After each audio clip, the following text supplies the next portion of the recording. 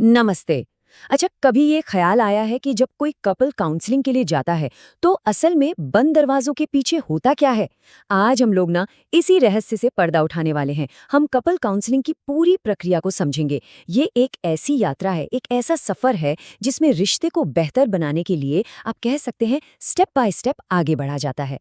तो चलिए इस सफर के हर एक पड़ाव को ना जरा करीब से देखते हैं। तो देखिए, जब भी किसी रिश्ते में मुश्किलें आती हैं तो सबसे पहला और कह सकते हैं एक स्वाभाविक सा सवाल मन में यही उठता है, गलती आखिर है किसकी। ये एक बहुत ही आम सवाल है, लेकिन कपल काउंसलिंग की दुनिया में इसका जवाब वैसा बिल्कुल नहीं है जैसा हम अक्सर सोचते हैं। तो चलिए इस दिलचस्प आइडिया को समझते हैं। कपल काउंसलिंग का एक बहुत ही बुनियादी सिद्धांत है सर्कुलर कॉज़ैलिटी या चक्रीय कारणता। अब इसका मतलब ये है कि समस्या किसी एक इंसान की वजह से नहीं है, बल्कि ये एक डांस की तरह है जहां दोनों पार्टनर्स के एक्शन और रिएक्शन एक दूसरे को लगातार प्रभावित करते हैं और धीरे धीरे एक ऐसा पैटर्न बन जाता है जिसे तोड़ना मुश्किल हो जाता है। और यहीं पर न सोच में सबसे बड़ा एक पैराडाइम शिफ्ट आता है। देखिए, कपल काउंसलिंग में थेरेपिस्ट का ध्यान किसी एक इंसान को ठीक करने पर नहीं होता।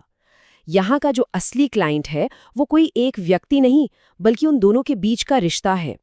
सारा का सारा फोकस उस रिश्ते के डायनामिक्स को सुधारने पर होता है, किसी एक पर इल्जाम लगाने पर नहीं। तो ये सफर शुरू कैसे होता है? पहला और सबसे जरूरी कदम है एक मजबूत नींव बनाना। इस शुरुआती दौर को जॉइनिंग कहते हैं, जहां एक सुरक्षित और एकदम निष्पक्ष माहौल तैयार किया जाता है।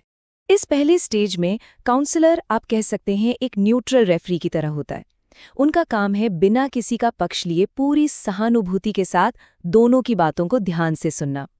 लक्ष्य एक ऐसा भरोसा कायम करना है जहां दोनों पार्टनर ये महसूस करें कि हाँ, उन्हें बिना किसी जजमेंट के समझा जा रहा है और उनकी बात की इज्जत हो रही है। और जो सबसे जरूरी बात है वो ये कि काउंसलर को ट्रायंगुलेशन के जाल से बचना होता है। ये एक बहुत खतरनाक सिचुएशन है जिसमें काउंसलर अनजाने में किसी एक पार्टनर का पक्ष लेने लगता है। सोचिए, जैसे किसी झगड़े में रेफरी खुद एक टीम के लिए खेलने लगे। ऐसा होने से तो थेरेपी का मकसद ही खत्म हो जाएगा।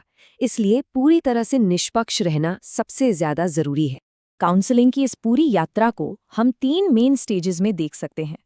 पहला है एक्सप्लोरेशन, यानी ये पता लगाना कि भाई समस्या की जड़ क्या है। दूसरा है अंडरस्टैंडिंग, यानी उन पैटर्न्स को समझना जो झगड़ों की वजह बनते हैं। और तीसरा है एक्शन, यानी उन पैटर्न्स को तोड़ने और रिश्ते को बेहतर बनाने के लिए ठोस कदम उठाना। चलिए एक एक करके इन्हें समझते हैं। अब हम प्रक्रिया के उस हिस्से में आते हैं जहां एक तरह से जासूसी का काम शुरू होता है। यहाँ लक्ष्य उन गहरे पैटर्न्स को उजागर करना है जो बार बार होने वाले झगड़ों की असली वजहें हैं, मतलब वो वजहें जो ऊपर ऊपर से दिखाई नहीं देती। इस स्टेज में जो सबसे बड़ा सवाल होता है वो ये है, कौन से ऐसे बार बार दोहराए जाने वाले बिना नतीजे वाले सिलसिले हैं जो नजर आ रहे हैं। इसी सवाल के जरिए काउंसलर और कपल दोनों मिलकर ये समझने की कोशिश करते हैं कि झगड़े का वो असली चक्र, वो साइकिल है क्या। ये बिल्कुल एक टीम वर्क की तरह है। थेरेपिस्ट एक गाइड की तरह काम करता है और कपल के साथ मिलकर झगड़े के उस चक्र का आप कह सकते हैं एक नक्शा तैयार करता है। वे पहचानते हैं कि कौन सी बातें हैं जो ट्रिगर का काम करती हैं और फिर उन पर क्या रिएक्शन होता है। इससे होता यह है कि कपल अपनी समस्या को तुम्हारी गलती या मेरी गलती के बजाय हमारी साझी समस्या के रूप में देख पाते हैं।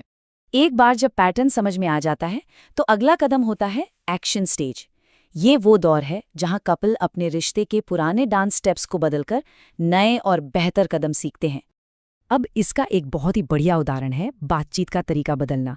जैसे वो ब्लेमिंग लैंग्वेज होती है ना, तुम हमेशा ऐसे करते हो या तुम तो कभी सुनते ही नहीं। इसकी जगह आई स्टेटमेंट्स, यानी मैं से शुरू होने वाले वाक्यों का इस्तेमाल सिखाया जाता है। जैसे मुझे ऐसा महसूस होता है। अब सुनने में ये छोटा सा बदलाव लग सकता है, लेकिन इसका असर बहुत बड़ा होता है। क्योंकि देखिए, दोष देने से तो बातचीत वहीं रुक जाती है, जबकि अपनी भावनाओं को बताने से समझ और सहानुभूति का एक दरवाज़ा खुलता है। और ये तो सिर्फ एक टूल है। काउंसलर के टूल बॉक्स में और भी बहुत कुछ होता है, जैसे कि साथ मिलकर प्रॉब्लम सॉल्व करने के नए तरीके खोजना, नए व्यवहार का अभ्यास यानी रिहर्सल करना, सोचने के उन तरीकों को सुधारना जो नुकसान पहुंचा रहे हैं, और हाँ, कभी कभी होमवर्क भी दिया जाता है ताकि नई आदतें असल जिंदगी का हिस्सा बन सके। और अब हम आते हैं आखिरी स्टेज पर, जिसे टर्मिनेशन या समापन कहते हैं। इसका मतलब काउंसलिंग को खत्म करना है, लेकिन एक पॉजिटिव तरीके से, ठीक वैसे ही जैसे कोई ट्रेनिंग पूरी करना। यहाँ पर लक्ष्य कपल को आत्मनिर्भर बनाना है, न कि उन्हें काउंसलर पर डिपेंडेंट रखना। समापन का मकसद ये पक्का करना है कि कपल ने जो भी नई स्किल्स सीखी हैं वे उन्हें भविष्य में आने वाले मतभेदों को सुलझाने के लिए खुद इस्तेमाल कर सके। ये एक तरह से ग्रेजुएशन जैसा है, जहां वे थेरेपी में हुई प्रोग्रेस को और मजबूत करते हैं और इस आत्मविश्वास के साथ आगे बढ़ते हैं कि वे आने वाली चुनौतियों का सामना मिलकर कर सकते हैं।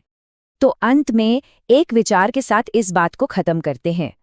क्या किसी रिश्ते का लक्ष्य झगड़ों से पूरी तरह बचना है, या फिर उन झगड़ों से निपटने का तरीका बदलना है?